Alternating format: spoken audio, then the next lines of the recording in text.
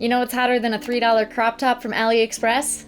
The chemical stew it might be soaked in. We all know the obvious drawbacks of the fast fashion industry. Forced labor, worker exploitation, and an astronomical amount of textile waste. But there's another dark underbelly that many of us don't think about: chemical exposure. Because fast fashion isn't just bad for workers and the planet, it's bad for you. Let's jump right in because there's more to wade through here than duplicate products on Temu, but before we do, please take a quick second to subscribe and like this video. And also, real quick, we are creating a new membership portal on our website for exclusive content, videos included, so check the link in the description here to stay updated on our progress on that and learn how to sign up once we have it all ready to go. Okay, so lately we have seen a slew of recent safety investigations and inspection reports that have revealed what many of us in the sustainable fashion space have long suspected. Some of the clothes sold by ultra fast fashion giants are not just cheaply made, they're made with substances that pose significant health risks, especially with prolonged exposure. So their presence in everyday items like clothing and accessories is particularly alarming. So let's look at the accusations and evidence of different companies. And we'll start with Shein because they're sort of what put ultra fast fashion on the map. And they've come under intense scrutiny for selling products containing hazardous chemicals at levels far exceeding international safety standards. The first investigation happened shortly after Shein stepped on the scene when the CBC and environmental chemist Miriam Diamond sampled 38 different pieces of children's and adult clothes and accessories from this brand. 1 in 5 of them had concerning levels of chemicals like lead, PFAS, and phthalates. And they did sample a few other brands, but Shein was the worst offender of all of them. One toddler jacket of theirs contained almost 20 times the amount of lead that Health Canada says is safe for children. That isn't just scary, it's, as Diamond noted, hazardous waste. Then, just last year in 2024, the Seoul Metropolitan Government of South Korea conducted safety inspections on various products sold by Shein, and the findings were similar and similarly disturbing. A pair of children's shoes contained phthalates at 428 times the permitted levels, which was the highest recorded during all of their investigations. Other shoes had 229 times the legal limit. 3 different handbags were found to have phthalate concentrations up to 153 times the legal limit, and just so we're all on the same page here, phthalates are chemicals that are used to soften plastics and make them more pliant and flexible, but they are also known endocrine disruptors, which are linked to reproductive issues and many other problems that we'll talk a little bit more about later on in this video. Greenpeace Germany has also analyzed Shein products. They sampled 47 different ones, and they found that 7 of them, or 15%, contained chemicals exceeding EU regulatory limits. 5 of them had chemical concentrations that were more than double those legal thresholds, and 1 pair of black snow boots contained phthalate levels of 685,000 milligrams per kilogram, which is 685 times the EU limit of 1,000 milligrams per kilogram. Further investigations uncovered even more toxic chemicals in their products. Formaldehyde, a known carcinogen, was found in a baby girl's dress at levels exceeding safety standards. Dioxane, which is another human carcinogen, was detected in nail polish at concentrations 3.6 times above the allowable limit. Methanol, which can cause neurological damage, was present at 1.4 times the acceptable level. And in response to these findings, Shein stated that it requires suppliers to adhere to safety standards and conducts regular testing through third-party agencies. The company claims to have conducted over 2 million product safety tests in 2024 and plans to invest more than $15 million to enhance its safety protocols. Business Insider also spoke to Shein regarding these findings, and they insist that they regularly carry out, quote, risk-based sampling tests to ensure that products provided by suppliers meet Shein's product safety standards, end quote. Which leads me to question how big these sampling sizes are, since clearly so many items are slipping through the cracks. And that's, of course, if we're being generous to say that I believe that they're conducting any of these consumer safety tests at all. The spokesperson also told Business Insider, "Upon learning of the claims against our products, we immediately removed them from all our sites as a matter of caution while conducting our investigations." However, critics argue that these measures are reactive rather than preventative, and the recurrence of hazardous chemicals in Shein's products suggests systemic issues in quality control and regulatory compliance on the whole. Let's move on to the company that came seemingly out of nowhere to rival Shein, Temu. They've also come under scrutiny for selling products containing hazardous chemicals at levels far exceeding international safety standards. Investigations, particularly by South Korean authorities, have revealed alarming concentrations in their clothing and accessories, and that report that I mentioned that the Seoul Metropolitan Government conducted on some fast fashion items, well, Temu was included in that, and here's what they found about that brand. A pair of children's sandals from Temu contained lead levels more than 11 times the permissible limit, and lead exposure is particularly harmful to children, potentially causing developmental issues and neurological damage. A children's jacket from Temu contained 622 times the legal limit for phthalates. Other products, such as hats and nail polish, were also found to have things like phthalates and formaldehyde, and upon notification of these findings, Temu stated that it had immediately launched an internal investigation and had removed the affected product listings from its marketplace. Again, suspect. Now, onto the company that arguably started it all, which was AliExpress. So this major global e-commerce platform is operated by China's Alibaba Group, and they have faced significant scrutiny over the presence of hazardous chemicals in various products sold all across its vast marketplace. And again, in that same investigation, South Korea tested 16 types of children's products sold there, including bicycles, inline skates, and sunglasses. The children's bicycle seat they tested contained phthalate plasticizers that were 258 times the permissible level. Another bicycle bell had lead levels 1.5 times the permissible level. 2 models of inline skates not only contained excessive phthalates, but also failed durability tests, cracking during performance assessments, which, is dangerous for children who are skating on them.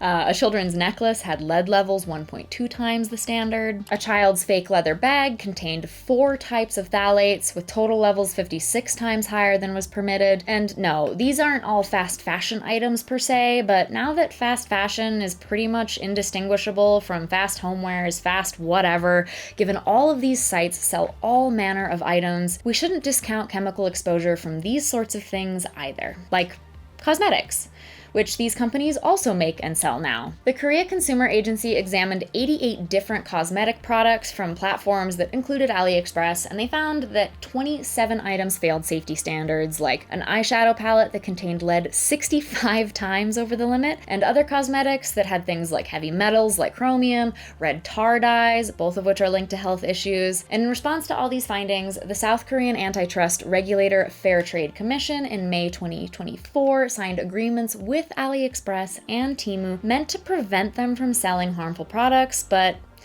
it remains to be seen if anything will actually change. And the really scary part is that it's not just the worst fast fashion offenders either. It's basically all mainstream fashion brands, and it has been for well over a decade. In a 2012 Greenpeace report, which was before the likes of Shein and Temu ever even existed, called Toxic Threads, the Big Fashion Stitch-Up, analyzed 141 different clothing items from 20 leading fashion brands that included Adidas, Calvin Klein, H&M, Abercrombie & Fitch, Converse, Uniqlo, and every single brand that they tested had items containing nonylphenol ethoxylates, or NPEs, which are chemicals that break down into nonylphenol, which is a hormone-disrupting substance. High concentrations of NPEs, which is defined as anything above 1,000 ppm or parts per million, were found in clothing items from Zara, Levi's, C&A, Mango, Calvin Klein, Jack & Jones, and Marks & Spencer. Years later, in 2021, China's General Administration of Customs reported that several Western fashion brands,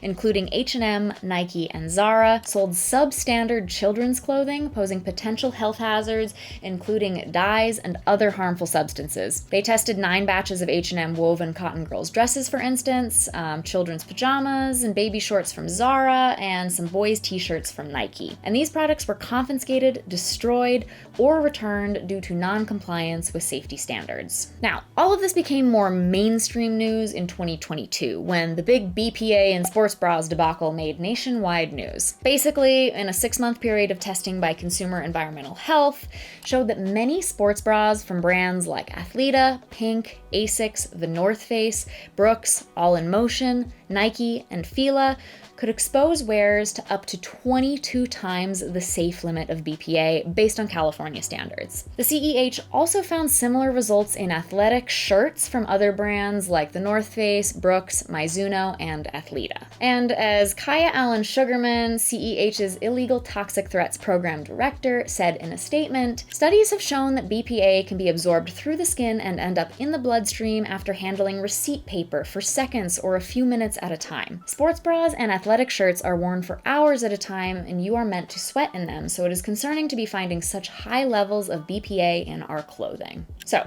what are the health risks of all this really? Here's an overview of some of the most concerning substances that have been identified in clothing and their associated health effects on humans. The most common one is phthalates, which we already talked about a little bit, but phthalates again are plasticizers. They increase the flexibility of plastics, and they're commonly found then in synthetic fabrics that are made of plastic, like polyester and nylon. But the thing is that exposure to phthalates has been linked first and foremost to endocrine disruption, which affects the body's hormone function. This can lead to reproductive issues, developmental problems, and increased risk of certain cancers, like breast cancer. Studies have also associated phthalate exposure with neurological impairments, particularly in children, and two different phthalates, DEHP and BBZP, may even increase the risk of allergic diseases, including asthma and eczema. Next is formaldehyde. Formaldehyde is used in textiles to prevent wrinkles and shrinkage. Keep note next time you see something as shrink-free.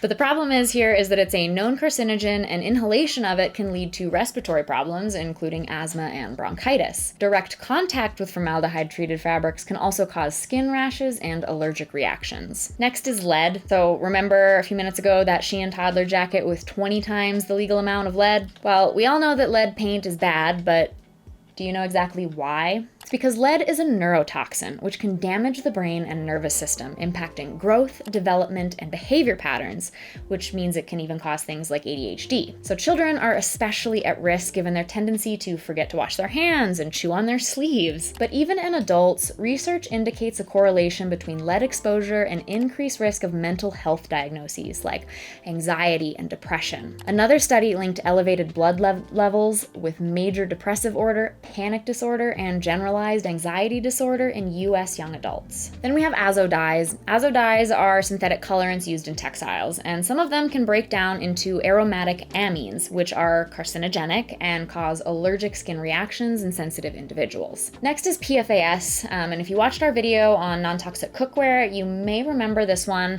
but did you know that PFAS are also used in clothing? That's because they're water resistant, and they can thus be found in all manner of waterproof or stain-resistant gear. But these forever chemicals don't break down in the environment, and they're linked to a host of health conditions as well, like liver damage, asthma, thyroid disease, high cholesterol, chronic kidney disease, decreased fertility, developmental effects or delays in children, and reduced immune response. Frankly, no wonder more and more states in the US are starting to ban PFAS altogether. Next is carbon disulfide, which is specifically used in rayon and viscose production, and research links it with a number of serious health conditions, including psychosis, coronary heart disease, leukemia, kidney disease, and degenerative brain diseases like Alzheimer's. One of so many reasons we don't consider these fabrics to be sustainable, despite the fact that they are technically wood pulp based. Then we have those nonylphenol ethoxylates, or NPEs, that we mentioned a little bit earlier.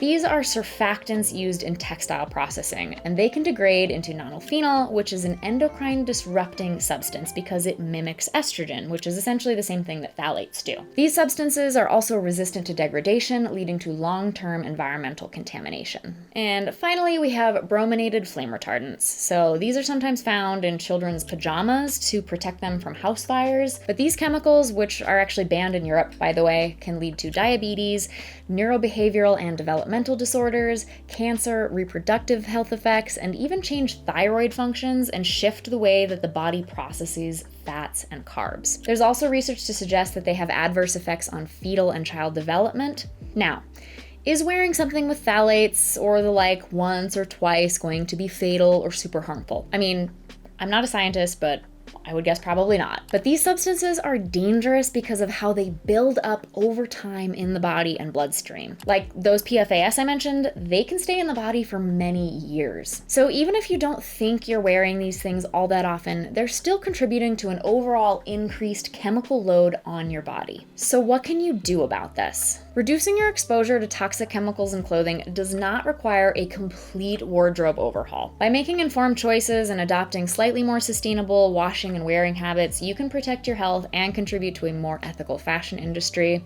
So here's my tips for you. First is to wash new clothes before wearing them. New clothes often contain the residual chemicals from the manufacturing processes, such as formaldehyde-based resins used to prevent wrinkles, and these substances can cause harm when they touch your skin. So if you just wash your new clothes before wearing them, it can help remove some of these chemicals and reduce your health risk. Number 2 is to use safe laundry practices, because there is no sense in trying to get chemical residue out of clothes by washing them in more chemicals. So when you're laundering your clothes, opt for fragrance-free and dye-free detergents, ideally natural laundry detergents. I'm going to link to a list of my favorite brands down in the description below if you need some recommendations on those. And then of course, avoid fabric softeners and dryer sheets as well. And I will also link to some articles that we have on our site with safer alternatives to those. Number 3 is not going to shock anybody who watches this channel regularly, but that is to embrace secondhand clothing, because it's not only a more sustainable choice by extending the life of garments, but older clothing is also more likely to have been washed multiple times, diminishing residual chemicals. But definitely still be sure to wash it yourself before wearing too, especially if it smells a little funky. But the best thing that you can do, stop buying from toxic companies. If you do need new clothes, there are plenty of small, sustainable fashion brands out there that are openly committed to reducing harmful chemical use across all of their materials. And there are numerous things that you can look for to identify these brands. First, check to see if they've joined Roadmap to Zero and aligned with the ZDHC Manufacturing Restricted Substances List, or MRSL for short, as you'll find them abbreviated a lot. And if they don't have these, or they haven't joined this, they should at least have their own restricted substance list. The ZDHC one, however, is ideal because it includes really common chemicals like phthalates, azo dyes, and heavy metals like chromium-6, which is often used in leather tanning. You can also look for other third-party certifications, either for the brand itself as a whole, or at least for certain garments and materials that they use. So these include the Global Organic Textile Standard, or GOTS for short, BlueSign, Oecotex, and Europe's REACH. All of these require garments to be tested for harmful chemical residue